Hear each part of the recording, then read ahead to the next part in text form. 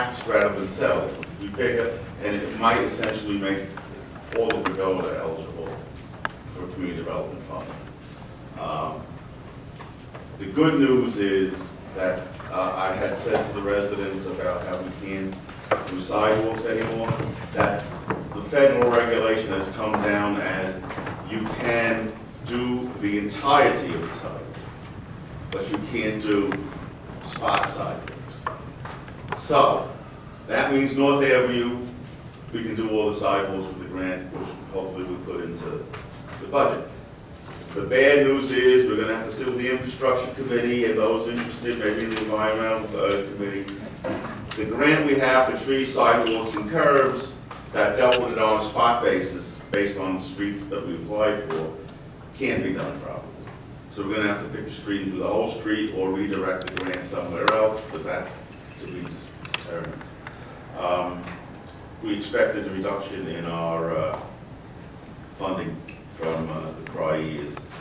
Lastly, I have finally made a contact with the state, and I have through Congressman Rothman's office, a contact at the federal level for the issue of EEL4 reporting and the responsibility of the communities, so I will get a full report to all the council people about what the requirements are, and if they've changed, and if we have any things we have to do from this point on. I received a lovely letter from the ARC, which is addressed to me because it came from Kathy Walsh. For those who don't know Kathy Walsh, she grew up in Bogota. Father, Jack Walsh, who was a multi-time, I think, commander of the VFW. Mother Sheila Walsh was on the Board of Education. A really outstanding family. She's the executive director of the ARC now. They thank the town, the fire department, Jim Moore, the Rec Commission, and the DPW for the ARC walk, and for the council's graciousness in letting them put it up on the town board. It was made to me, so I didn't put it on the agenda, but I'll share it with the council through an email later. I have one issue that Joe's going to address, I think, and more coherently and concisely than I do. That's my report. I have nothing. Yes, I met with our planner approximately 10 days ago, and with Mr. Nicolosi, and there is Kevin Kelly. an individual, and Kevin Kelly, who has expressed, and this has occurred over the last number of years, sporadically, where someone expresses some level of interest at developing the Dewey School site.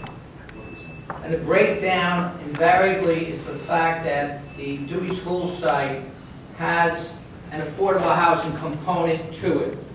Our prior planner had submitted to the Council on Affordable Housing what's called a Housing Element and Fair Share Plan. It's a plan that we sent to the state that says this is the way in which we will create as we develop affordable homes. We have a number, I don't know the number offhand. This has 4 units or 20% if it's more than 20 units.